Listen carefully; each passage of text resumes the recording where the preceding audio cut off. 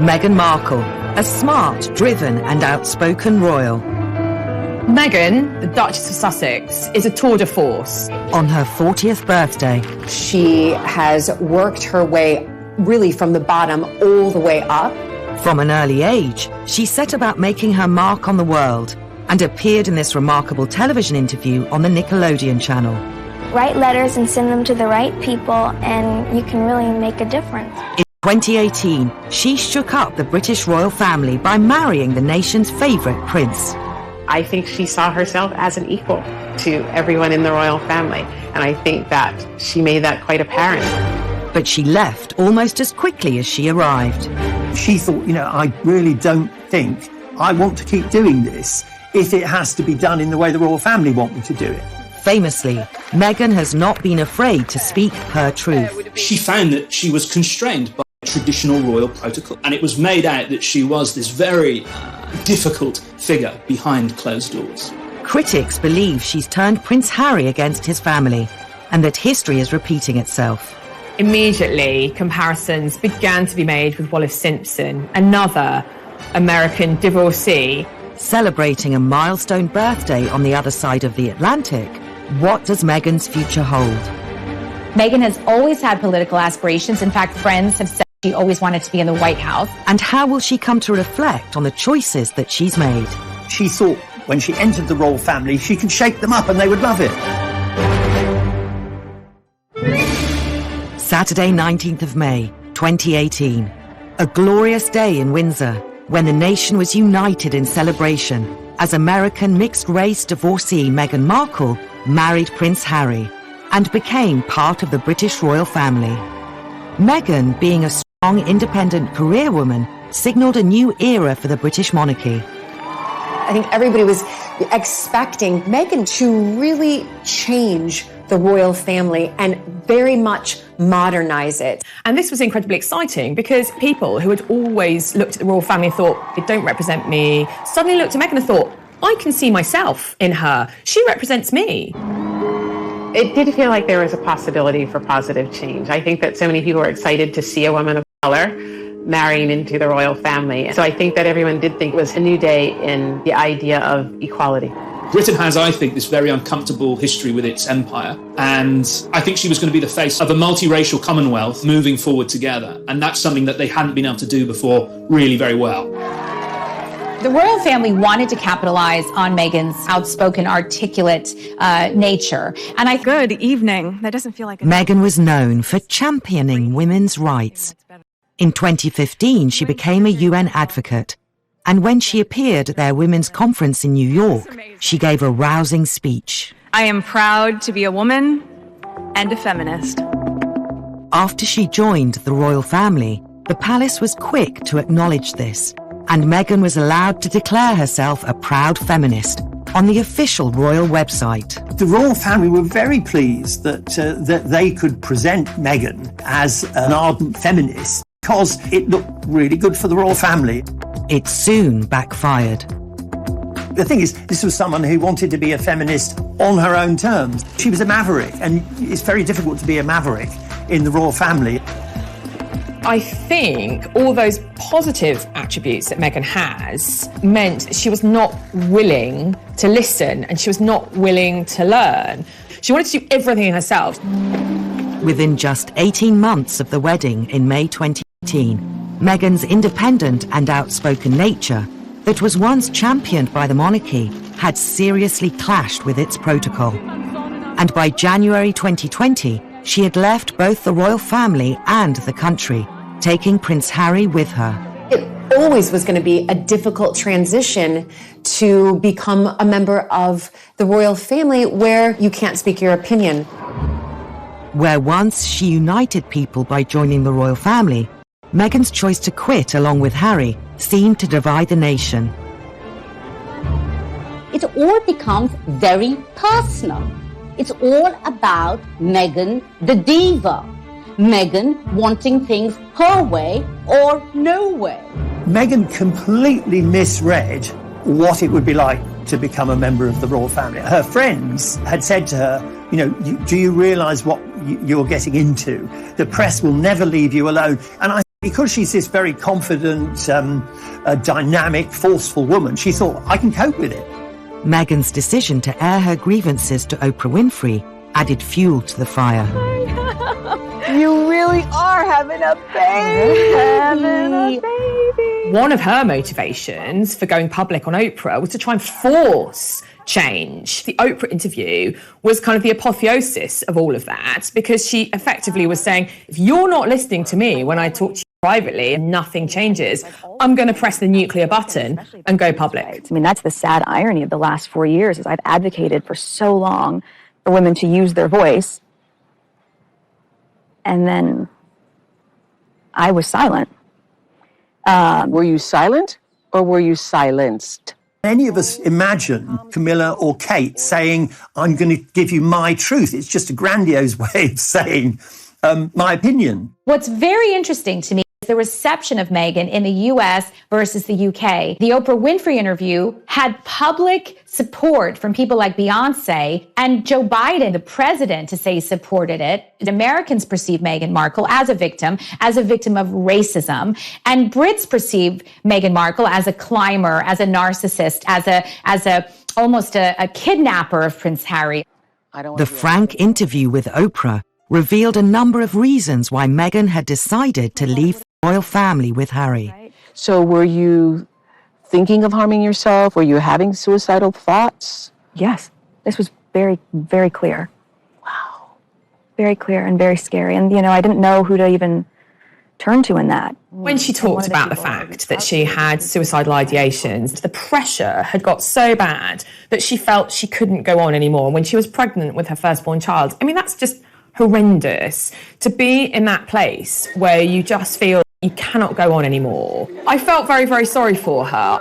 I think that she felt it was an opportunity for her to not only share that with the world, but perhaps her hopes were that the royal family was also listening. I think she was hoping for an apology. I think she was hoping they would phone and say, look, I'm really sorry. We now see that we pushed you too far. We should have behaved differently. We should have sat down as a family and discussed your mental health issues. I think she was horrified afterwards that the reaction was so negative from the family and that they didn't respond in the way that she wanted. The interview with Oprah seemed to leave little room for reconciliation with the royals. I think the amount that you expose yourself, people think of you as calculated. And being calculated, particularly in the position she's in, is not necessarily, I think, a bad thing. Opening these conversations, having this discussion, I think the royal family has had a wake-up call. Certainly it's going to change the way things are done in future. I can be absolutely assured that the next time someone within the family has a mental health crisis, they will have everyone's attention. Turning 40 is a landmark for Meghan, as she capitalizes on her freedom to voice her truth, uncoupled from royal protocol. But her determination to speak out was forged at an early age, when she took on one of America's corporate giants. Perhaps this was always a sign that Meghan would be a very different kind of royal. Gloves are coming off. Women are fighting greasy pots and pans with Ivory Clear. 11-year-old Meghan was alarmed when she saw this. She was like, hang on a sec, that's not fair. Men do the washing up too. For Meghan, that was so significant.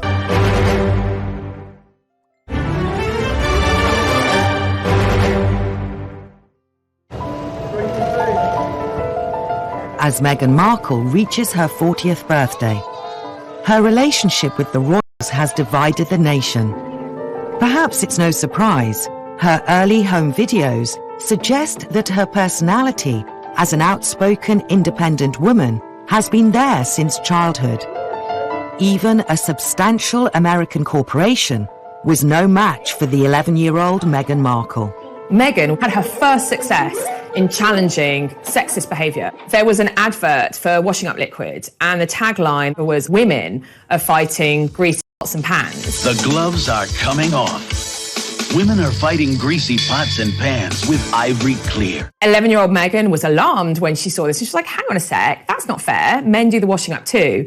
So she wrote to Procter & Gamble and said, this isn't fair. Can we get it changed to people? Why shouldn't it just be everybody should be using these cleaning products? Now, don't put the woman in the box that she's just, a stay-at-home housewife. She also contacted even Hillary Clinton who at the time was First Lady. And they changed it to People Are Fighting Greasy Pots and Pans. She was interviewed by Nickelodeon News and became quite the star. If you see something that you don't like or offended by on television or any other place, write letters and send them to the right people, and you can really make a difference. You can kind of see her, like the first kind of taste for stardom, maybe. I mean, although you look at her and she's just such a really serious, solemn schoolgirl who was standing up for what she thought right. And I think that shaped a young Meghan to become the woman that she is now, someone who is used to getting what she wants, someone who is used to speaking out for what's wrong and speaking up for what's right. For Meghan, that was so significant. She thought, I'm a little girl, nobody knows who I am, and the world has changed as a result of my actions. That has stamped her for life. Meghan was born Rachel Meghan Markle on the 4th of August, 1981. And she grew up in Los Angeles with her mother Doria and father Thomas. Both parents were influential in moulding Meghan into the determined woman she is today. But it was her mother who had the most impact. Doria was quite free-spirited, was also a very practiced yoga teacher, as well as a social worker. And so that kind of ethos of helping others was manifest from Meghan in an early age. Doria pushed this idea from Meghan's earliest years that you can do, if you believe in yourself and you work hard and you're really determined, you can do whatever you want. Principle for Meghan's whole life. But the American dream of being able to achieve anything you want is not top of the priority list for the British royal family, which brought Meghan into conflict with them. You can't really be anything you want to be or do anything you want to do or say anything you want to say. Your duty is to the Queen. And I think that's very difficult for somebody like Meghan to switch that American dream, if you like, off and be told, right, so now you just have to do what we say. Difficult. As she grew older, Meghan's nature was shaped more and more by her experiences of the world. When she's growing up, she's also exposed to international issues of poverty and deprivation. Her mother takes her, for instance, to Jamaica and to Mexico when she's still quite young. And there, Meghan sees for herself the poverty on the streets, the inequality. I think she began very quickly to think, I can do a lot of good. All Meghan's talk about wanting to help the underprivileged stems from these trips around the world where she saw the underprivileged at a very impressionable age. She also volunteered at a soup kitchen in Los Angeles, and Doria brought her daughter up to always ask what she could do for other people. Rather remarkable in terms of her devotion to public causes, what she thinks is wrong. And from a very young age, she's encouraged to stand up for her beliefs. Her father, Thomas Markle, worked in the TV business and was a successful lighting director on the Emmy Award-winning sitcom Married with Children. It was Thomas who encouraged Meghan to take up acting, and she was an extra in this episode set at a school disco. Hey, listen, Kelly gets that jeans gig and we'll call it even. Nah, it's okay. She was the apple of his eye, and they were very, very happy. Even when he and Doria separated, they kept on very good terms for the sake of Meghan. And in fact, Meghan lived with her father, Tom, for a number of her teenage years. He paid for her to go through private primary and then private secondary school. He also helped pay for her to go to university. In 2003, Meghan graduated from one of the leading universities in America, Northwestern in Chicago, with a bachelor's degree in theatre and international relations. Then she turned her attention to acting. After a series of small parts, in 2011, she landed a significant role in a glossy new law drama, Suits. Her character, Rachel Zane, featured in the first 7 seasons of the show, which went on to take control of everything she did. I think Meghan has always looked at every opportunity and seen how she can rise. While she was filming Suits, we know that she was very outspoken about what she was wearing on telly so that it wasn't over-sexualized. She wanted to be portrayed on TV as this strong woman character, not as a sex symbol. Her character became very popular, and she knew then that she had the power to have a voice. And at one point, she felt comfortable enough in her popularity and power to be able to say, I don't want to have any more scenes where I'm wearing just a towel. She saw that as being gratuitously sexist.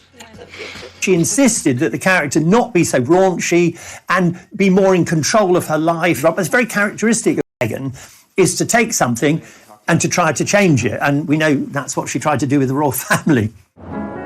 As well as celebrating the role of her dreams, 2011 was also the year Meghan married her first husband, Hollywood producer Trevor Engelson. With Meghan living and working in Toronto, and Trevor based in California, they soon drifted apart. By 2013, they had divorced. 3 years later, through mutual friends, Meghan met Prince Harry, and by November 2017, they were engaged.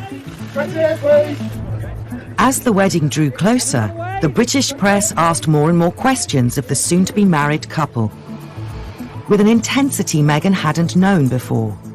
Never been part of tabloid culture. I've never been in pop culture to that degree, and lived a relatively quiet life, even though I focused so much on my job. And so that was a really stark difference out of the gate. The media started hounding Meghan's family members in America, and the bond she once had with her father would soon be broken. Thomas had fallen on hard times, and the obvious way to make some money was to give interviews about his daughter, who was now a member of the British royal family. He had been asked not to take part in any press interviews, but then he went against her wishes and did so. But it was Thomas Markle's decision to collaborate with a journalist that caused the biggest controversy. Thomas Markle fakes these photographs of him studying the history of Britain and the royal family, and it was all staged. And can you imagine, you're over here without your family, expecting them to come over for the wedding, and in the meantime, they're making money. Thomas Markle appeared on ITV's breakfast show Good Morning Britain to give a spirited defense of his reason for staging the photos. I didn't do this for money. I did this to change my image. For 1 whole year, I was presented as a hermit living and hiding out in Mexico. I was looking to change my image, and obviously that was a mistake. It went wrong. He probably didn't really understand what he was doing. He probably didn't know that much about royal protocol, and he's an American, totally different mindset. But it wasn't just her father selling stories. Meghan's half-siblings were also accused of selling out. Her half-sister Samantha took a more brash approach when she appeared on Good Morning Britain. Let's face it, we all have to survive. Money makes the world go round. So if you want to call that cashing in, that's fine. But And then you see them going on one newscast after another. I mean, imagine, rather than the celebrations of, the lead up to the wedding, it was all about her family members attacking her. It's very, very difficult to have people turn on you and negative things being said about you. So I feel very sorry for her. And I think that's a very tough road to be in, because you expect your parents to be supportive of you and to be your rocks rather than to be your detractors. It was reported that Meghan felt betrayed. It's also believed that she has not spoken to her father or siblings since. Her mother Doria was the only family member to attend the wedding. Harry famously said, now she has the family she never had, which caused great upset with the Markles at the time, not surprisingly. Regardless of her family troubles, after the wedding, Meghan settled into royal life. But it wasn't long before stories emerged of conflict in her new family. It's not given that just because you're sisters-in-law, you have to be singing from the same hymn sheet. The cracks began to show because they are very, very different.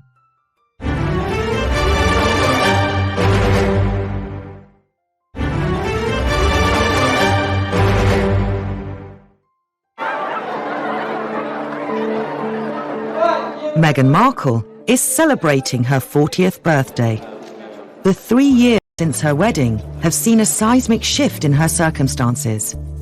Back in 2018, Meghan and Prince Harry, along with her brother and sister-in-law, the Duke and Duchess of Cambridge, were thought of as the Fab Four, a forward-thinking team who would be the future of the modern monarchy. Leading the charge were Meghan and Kate Middleton, who on the surface appeared to be best of friends. Kensington Palace, of course they'd be besties. And actually, that's also what Meghan felt. She confided in a number of her friends that she hoped that Kate would help her adjust to royal life. But the cracks started to show pretty early on. Behind the scenes, Meghan was feeling a bit rebuffed. I'm not sure whether Kate ever realised. William had said to Harry before they got engaged, no need to rush this. You know, you've got all the time in the world. You don't know her that well. And I think that set the seeds. Meghan and Kate initially, they got on very well. But they are very, very different. Kate wants to do things quietly. She wants to obey the rules. She takes advice. Meghan is a much more strident character who wants to do things her way. So this caused a rift. It's not given that just because you're sisters-in-law, you have to become very close very quickly, or that you have to be singing from the same hymn sheet.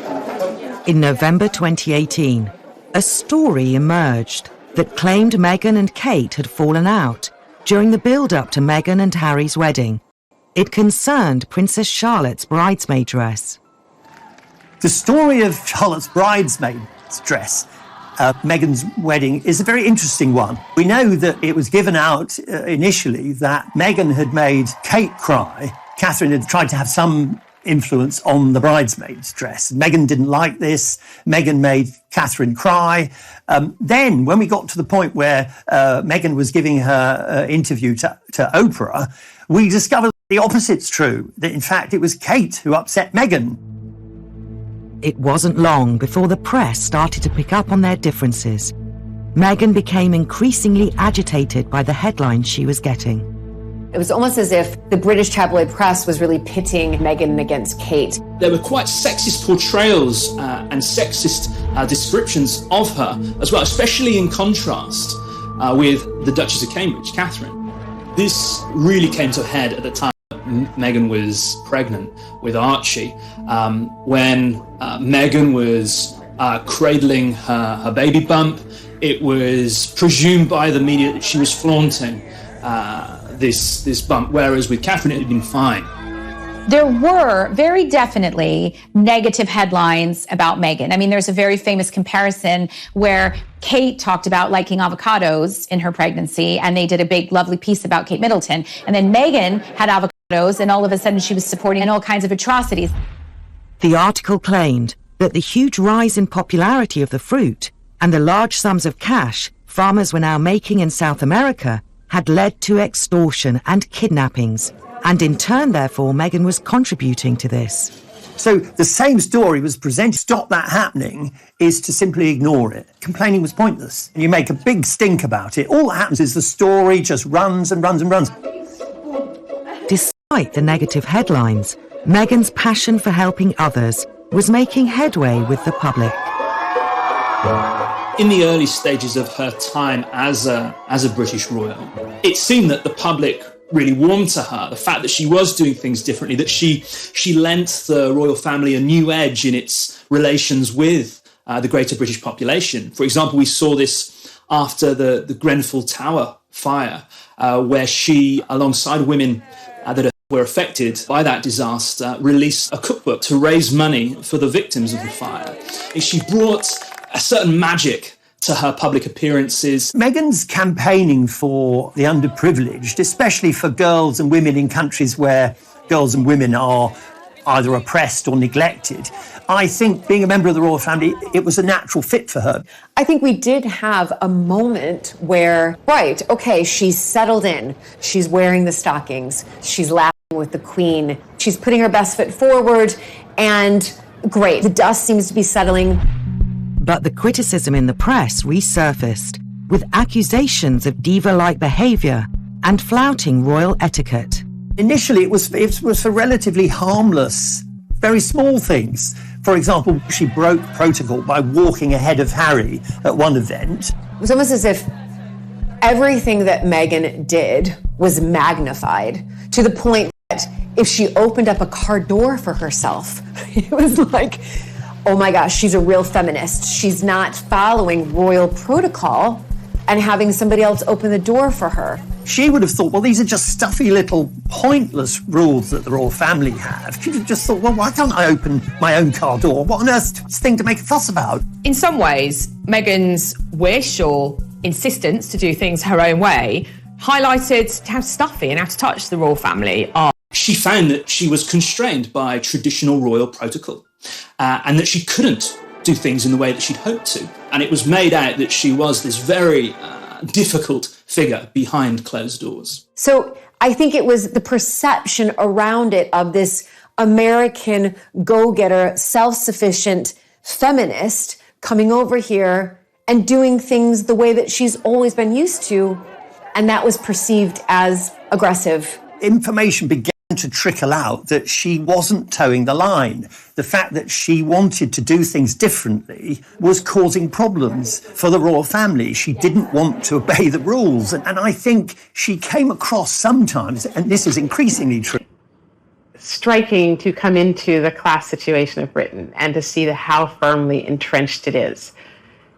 And I imagine that it must have been quite shocking for Meghan because I think as a black woman, you don't think anyone is above your station.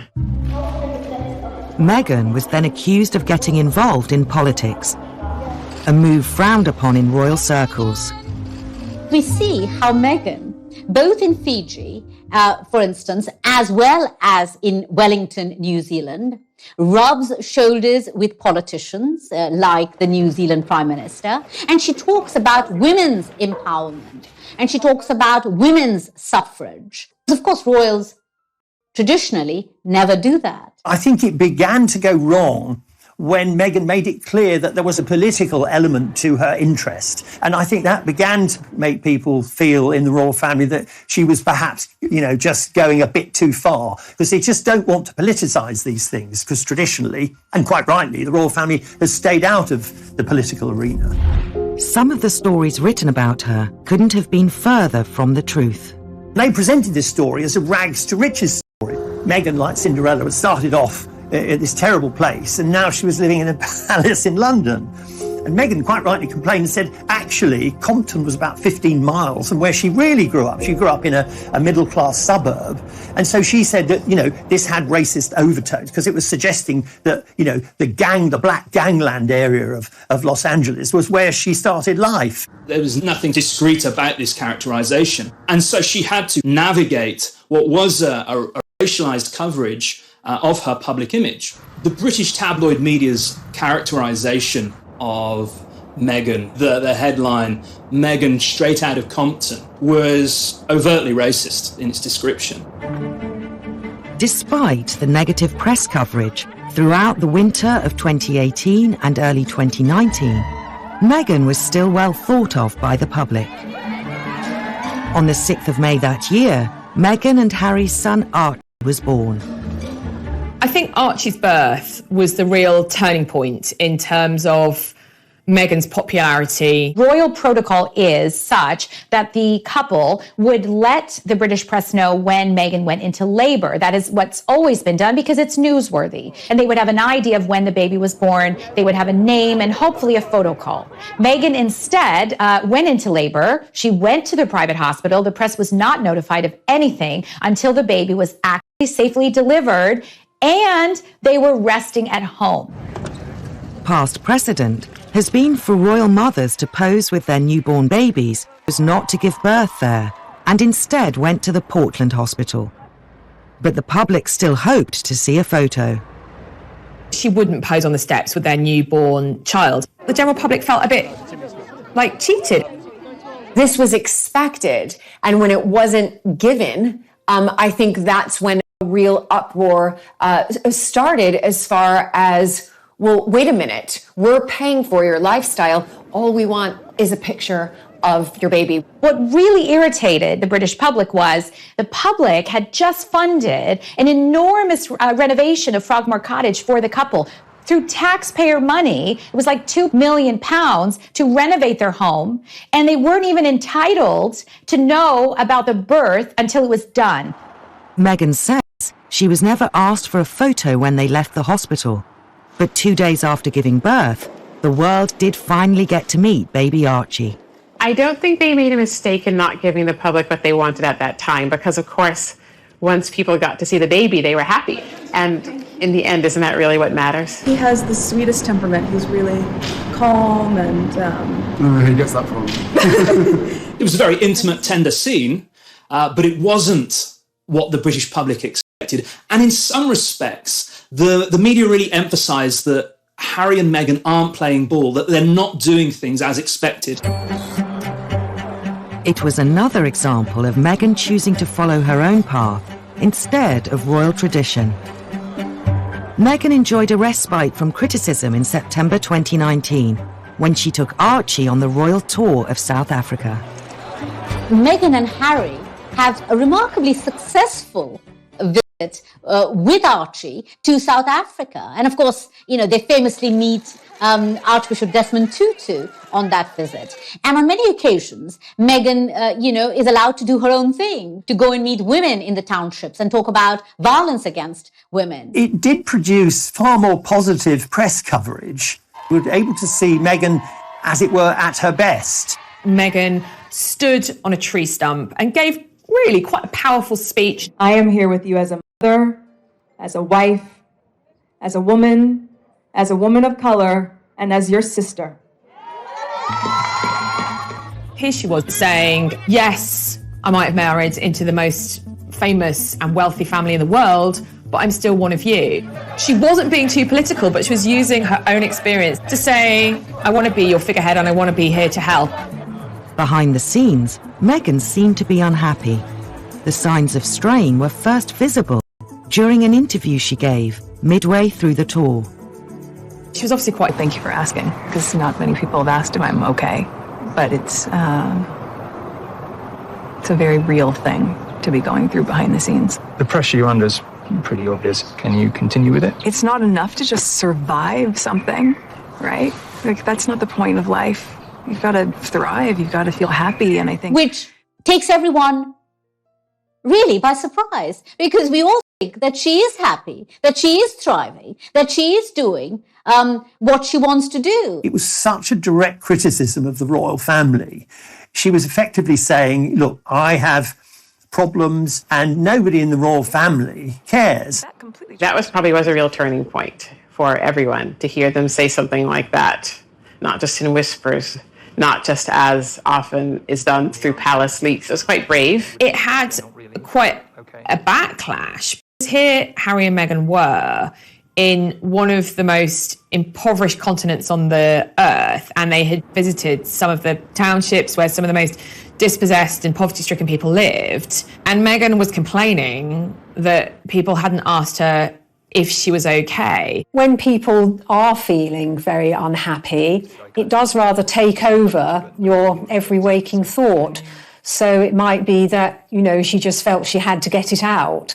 There were some who say that Meghan actually ruined the tour. They certainly ruined the goodwill from the tour by making it about themselves. This latest batch of negativity was the last straw, and Meghan was about to make a decision that would shock the nation. She thought, I really don't think I want to keep doing this if it has to be done in the way the royal family want me to do it. She realized, I have to leave here. And they go to Canada. And that was the beginning of the end.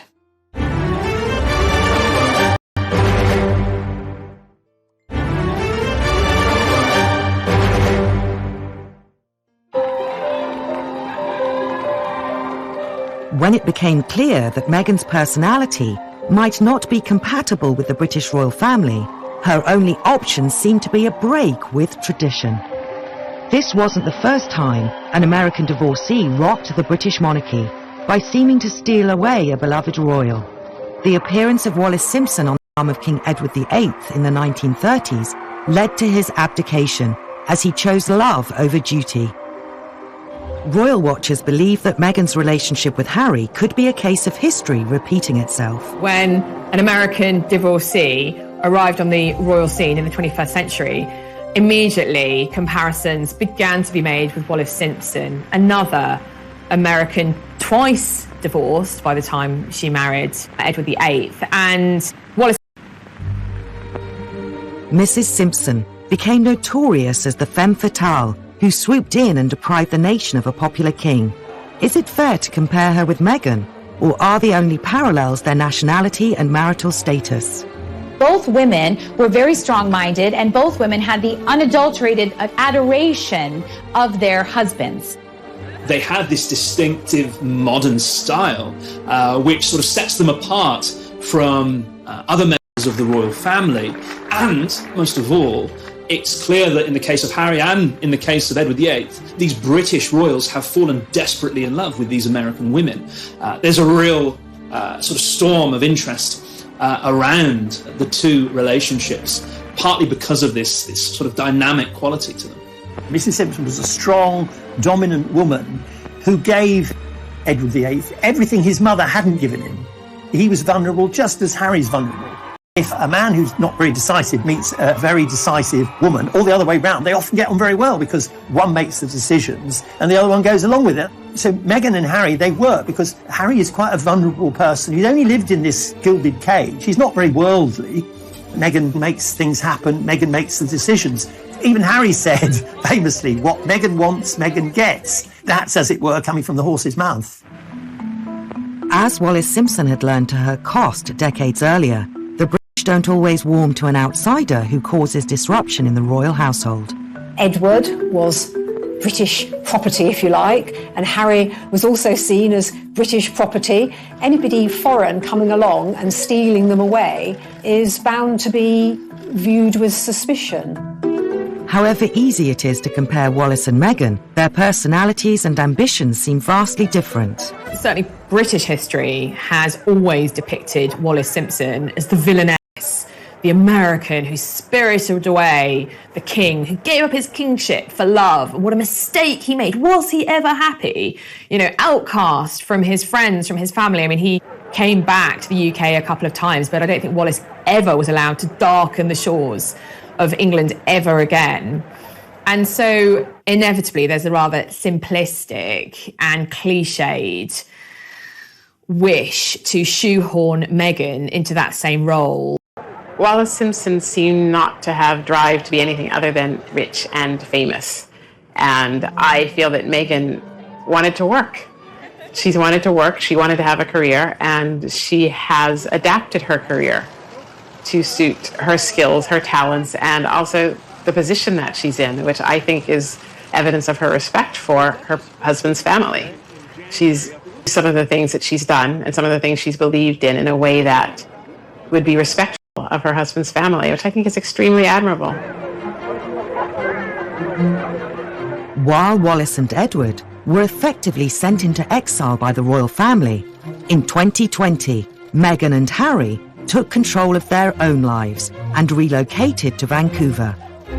The move shocked not only the media but also the royal family. Initially, the Sussexes shared the same ambition as Edward, to pursue royal duties while living away from Britain.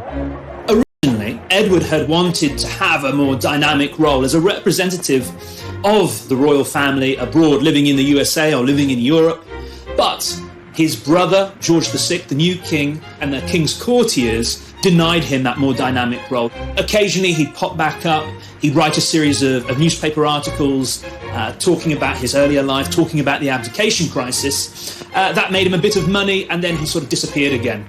In the case of Harry and Meghan, they now exist on the periphery of the wider royal family, and yet they've embraced new dynamic roles. They want to do things for themselves. They want to make their own money. They want to embrace new philanthropic opportunities and promote new causes. At first, moving to Canada seemed perfect. It was familiar to Meghan from her years filming Suits, and as part of the Commonwealth, it was an ideal place to represent the royal family. One of the reasons that Meghan and Harry first went to Canada is because it's a Commonwealth country. And remember, when they were in Canada, this is when the negotiations were starting. Right, we're in a Commonwealth country. We want to make this work. We want our privacy. But at the same time, we want to become financially independent. But we can still serve the Queen and do our duty to the Queen by staying in a Commonwealth country. And I think that they thought they must have had a good shot at it. It was given out that, they wanted to protect Archie. from presumably press, from all the tensions in the family and from press intrusion. But I think to royal watchers, it looked very much like a temporary arrangement and something that hadn't been thought out. I think they had reached a point where they had decided that being a royal wasn't going to really work. They wanted to get away from the press intrusion. Now he had a child, he was determined that he was going to protect his son and also his wife. And obviously it was a joint decision for them to go. They went to Canada to decide what they were going to do next. The press dubbed the move as Megxit and seemed keen to lay the blame for the couple's departure at Meghan's door. Meghan was portrayed. It was all her decision. She was forcing Harry to do that. That was massively simplistic. It was a decision taken by both of them.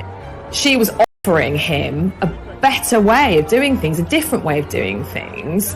And he decided that for the future of his family, he would take that with both hands and run with it. So I think it's massively sexist, actually, to blame this all on Meghan. The seeds were already there. Harry wanted out. Meghan just gave him the reason and the mechanism for doing it. Megxit. It makes it sound like she is the reason that they exited. Look at the name, Megxit. But we know from, speeches that Harry has given, he has said, and very adamantly, I made the decision for my wife and son to leave. I made the decision for them. While the move to Canada was a happy medium between private life and public duty for the Sussexes, the consequences proved to be far from straightforward. When Meghan and Harry went to Canada, there seemed to be a sort of an unholy scrap over what they could call themselves, what they could do. They wanted to be Sussex Royal, because, again, this is an American culture thing coming in via Meghan. She, having crossed the Atlantic to Canada, began to think, look, we've got to be a brand, that terrible word that the royal family would always think, oh my God, they're talking about brands, it's awful. So they wanted to be Sussex Royal. Then they were told they couldn't be Sussex Royal, they couldn't use that, and they couldn't be HRHs. It was the royal family again saying to them, because clearly Meghan and Harry hadn't checked, you can't just carry on with the titles that you had when you were working members of the royal family. Any form of commercial venture risked bringing the monarchy into disrepute if it didn't fit with, if you like, the monarchy's remit of public operations back in Britain. So I think Harry and Meghan wanted to exercise more freedom. Their way of doing that was moving away from Britain, moving away from the royal family, essentially resigning from the firm. I think when they went to Canada and they discovered the Canadians didn't want to pay for their security and the Duchy of Lancaster didn't want to pay while they were there, I think they were both upset and astonished. And when Meghan and Harry gave the impression that they were hard done by, again, this produced a lot of negative press coverage because they have a great deal of money. Apart from not being given the security, they had to repay several million for the refurbishment of Frogmore Cottage, where obviously that had been paid by the taxpayer, so suddenly they had to pay that. And I don't think Meghan made with Harry to retain their royal status while enjoying personal freedom. They hadn't reckoned on the Queen's strict devotion to the rules.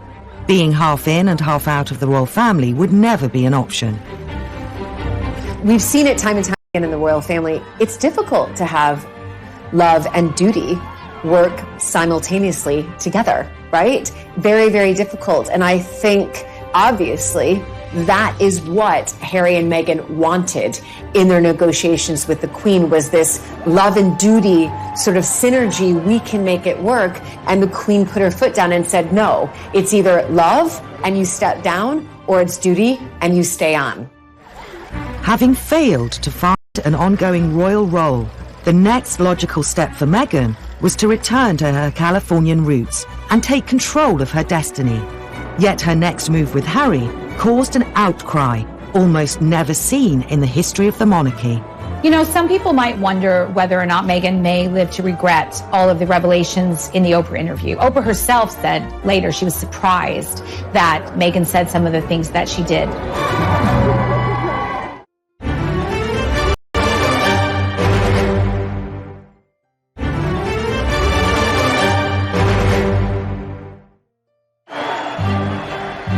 After a few short, turbulent months in Canada, it was time for the Sussexes to regroup and start again. Returning to the UK was impossible. The obvious location to settle was California, the place Meghan knows best, free from the shackles of duty. Here she could use all her contacts and media know-how to turn the Sussexes from exiled royals into a successful and profitable brand. America welcomed the Sussexes with open arms. There's this very determined, forceful woman who wants to make as big a splash and probably make as much money as possible as soon as she can. And so it's easier to do that in California with her connections than it would have been to do it in Canada. Also, I think the press reaction in America to this was that Meghan's come home, she's been badly treated by the British royal family. I think she's got a lot, it's a much more positive coverage, not universally so. I think some sections of American society thought she couldn't hack it, and that's why she's gone back. So I think it's a slightly mixed picture. Many people who, in particular in America, who are royalists, they would have always wanted, especially one of Princess Diana's sons, to actually live there. So this isn't just any royal. This is Princess Diana's son. She was on the cover of People magazine 57 times, right? The most out of any other person in the world. So his American wife, his half American, half British son, in one sense was just like too good to be true. No time was wasted in striking new deals and branching out into previously forbidden territory. But they now faced competition from the myriad of Hollywood A-listers with causes to promote. So Meghan and Harry have been busy since they moved to California. They've struck a number of deals. We know Netflix, they had a podcast, a deal with Spotify. Meghan's had a children's book released. Harry's taken on a job in mental health, sort of coaching at a big startup in the Silicon Valley. They have done a lot of things. However, none of them will ever have the attention of the world the way, say, their tour of South Africa did, the way, say, their wedding did. They will not be meeting with of state. They will not be having a global platform from which to have a voice. Yes, they have a charitable foundation, but so do a lot of celebrities. And they're now celebrities. There is no way that they won't have keenly felt the difference between being a celebrity and being a royal. They're not in the same league.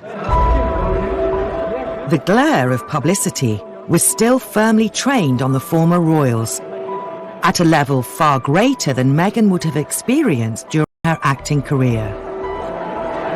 Because of the royal brand, they can get all these multi-million-dollar deals. But the problem with that is that they have to keep reminding everyone that they're royal.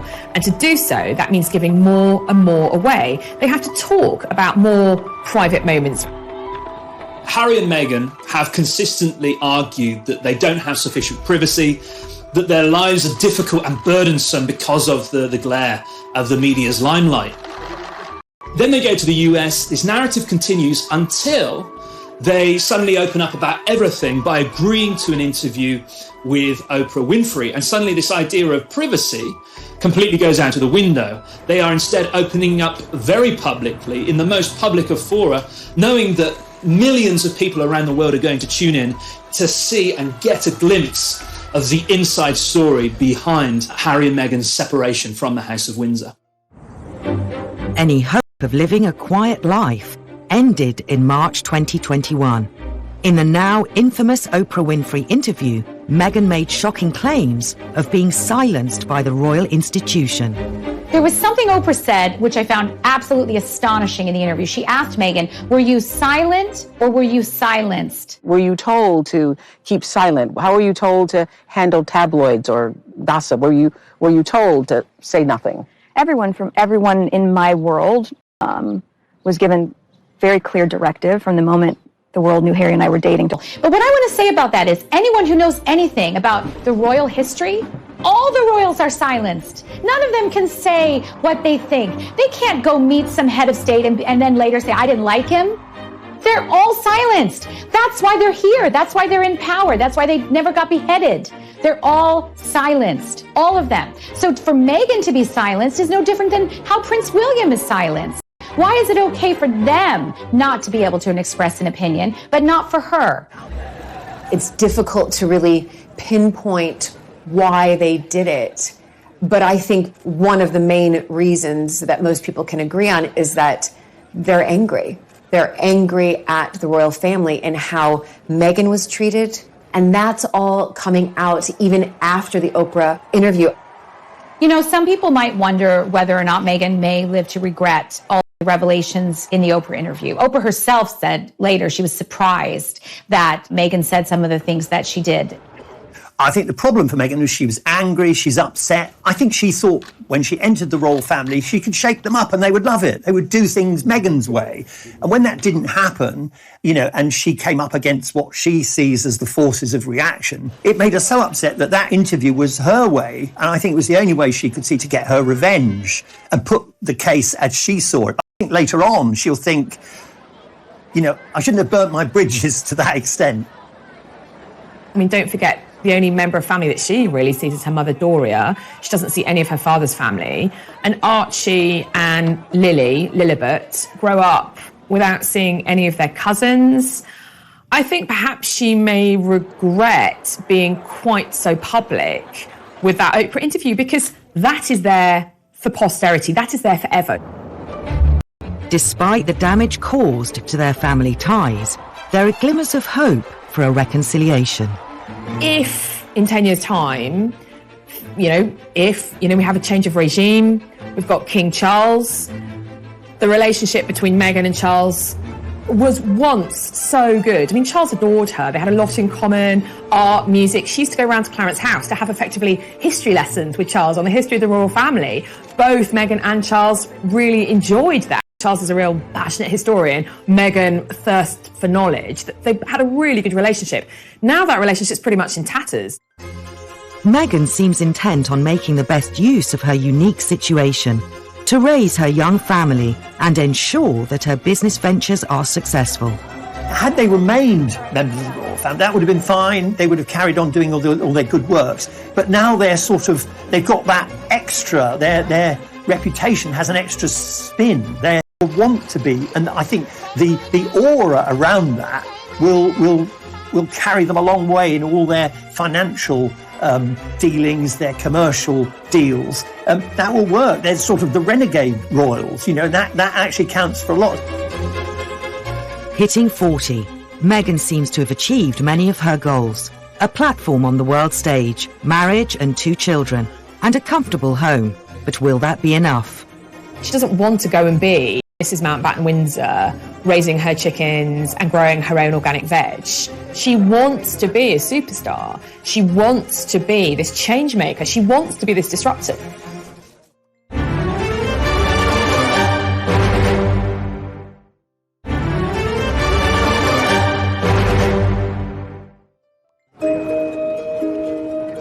Now 40, Meghan's impact on the way we view the royal family remains a topic of intense scrutiny. Recent royal events mean there could be opportunities to reconcile the Sussexes with the Windsors.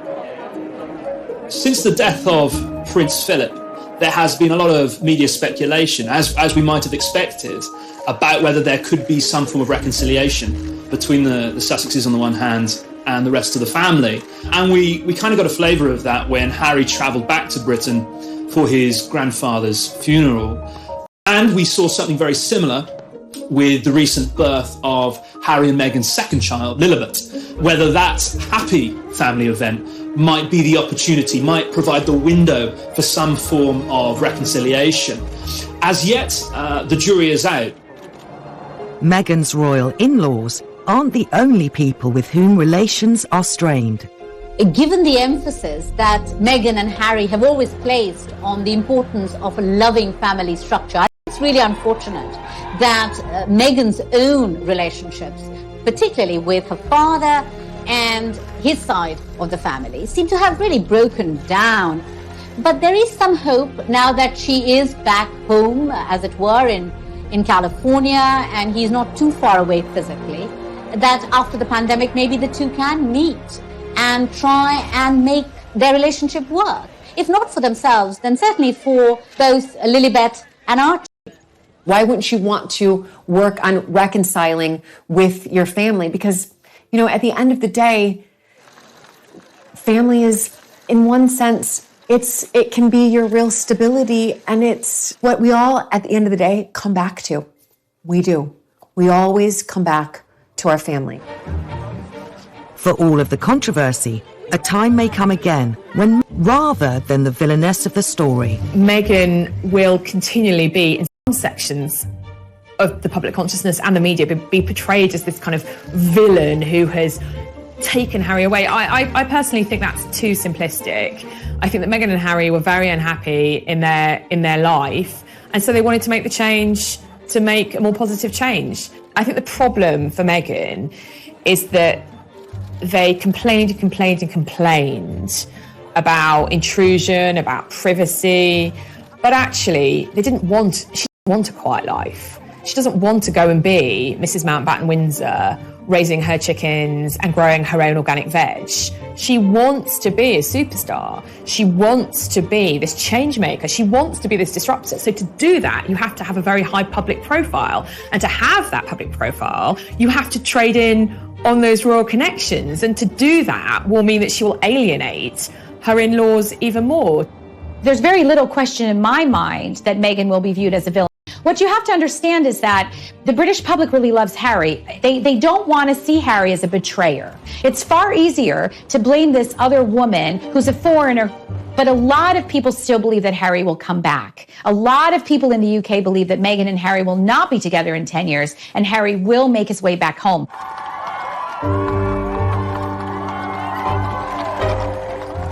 It seems clear that Meghan has shown Harry a way to achieve an independence he could never have as part of the royal family, even if he risks the same fate as Edward VIII. Meghan has given Harry the sort of freedom he probably never imagined that he would be able to enjoy. But I think when the novelty wears off and he realises that, as his great-great-uncle Edward VIII realised, that he will be a lost soul. He does have a sort of nominal role in America, a nominal job, but it's very difficult to lead an ordinary life when you're Prince Harry. As Meghan turns 40, despite all the criticism, her impact as a modern independent woman during her short time in the royal family is certain to have a lasting legacy. She's a strong woman who has made her own career. She's self-made, and she always had a philanthropic bent and an activist bent, and I think that's always admirable. She's a deeply impressive woman. When I met her, I really liked her. She is funny, smart, witty, incredibly glamorous, self-effacing, kind. She's all of those things. And she is, in some ways, a great role model for young women, and as a career way that anyone ever thought. One of the most positive outcomes of this whole Meghan, Harry divorce, as it were, from the royal family could be that the institution of the monarchy now takes a really close, hard look at many of the issues that have been highlighted recently about, the role of women, about being given freedom, about equality, and so on, and also about, of course, race. And perhaps if change needs to be made, now might be the opportunity to begin to do that. Meghan seems destined to continue her path as a force for change. The true extent of her powers remains to be seen, but there seems to be no doubt that the sky is the limit. I think at age 40 that Meghan has what appears from the outside to be an extremely nice life. She has 2 lovely, healthy children. She has a husband who seems to love her and who she seems to love. And she has an organization that she is building that is going to be able to accomplish some of the things that she seems to have been trying to accomplish for all of her life. I think what we're going to see from Meghan for her next act is going to definitely be something political. There have already been rumors, because she met with California Governor Gavin Newsom not that long ago, that Meghan is considering a run for something in the very near future. Meghan has always had political aspirations. In fact, friends have said she always wanted to be in the White House. She's in her happy environment, an environment she knows really well. I think her determination that goes all the way back to her extraordinary childhood where she was able to persuade a huge company to change its policy, that's carried her through to age 40, and it will carry her through for many more years, because I think she sincerely believes that she can make a difference to people who are not in the sort of privileged position she finds herself in.